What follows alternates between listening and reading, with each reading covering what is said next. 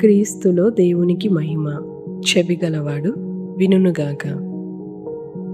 ఓ ప్రభువా, నాకు స్వభావరీత్యా మంచితనం లేదు, నీతి లేదు, కృప లేదు.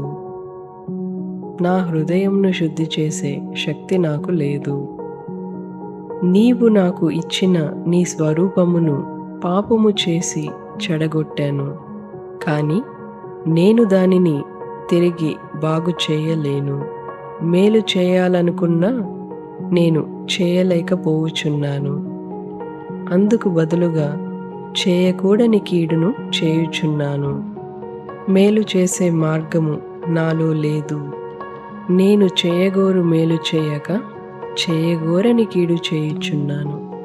కాబట్టి మేలు చేయగోరు నాకు కీడు చేయుట కలుగుచున్నదన్న ఒక నియమమును నాలో కనబడుచున్నదని అపోస్తలుడైన పౌలుతో నేను చెప్పగలను.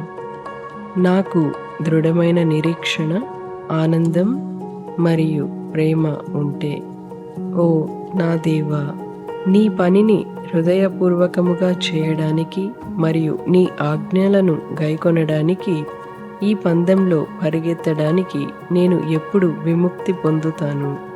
ప్రభువా, నేను నీ గొప్ప బలము గూర్చి విన్నాను.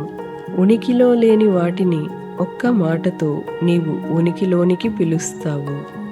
నీవు కోరుకుంటే ఆదాములో నీవు వాటిని మహిమాన్వితముగా సృష్టించినట్లే నాలోనూ నీ కృపలను సృష్టించగలవు, నీ చిత్తము జరిగించగలవు.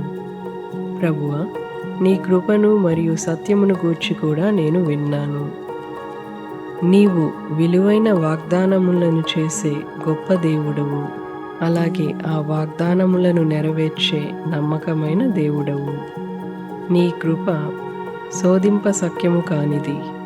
నీ వాక్కు మేలిమ బంగారము కంటెను స్వచ్ఛమైనది, శ్రేష్టమైనది, కోరదగినది. యెహోవా మాటలు పవిత్రమైనవి. అవి మట్టి మూసలో 7 మారులు కరిగి ఊదిన వెండి ఎంత పవిత్రములు.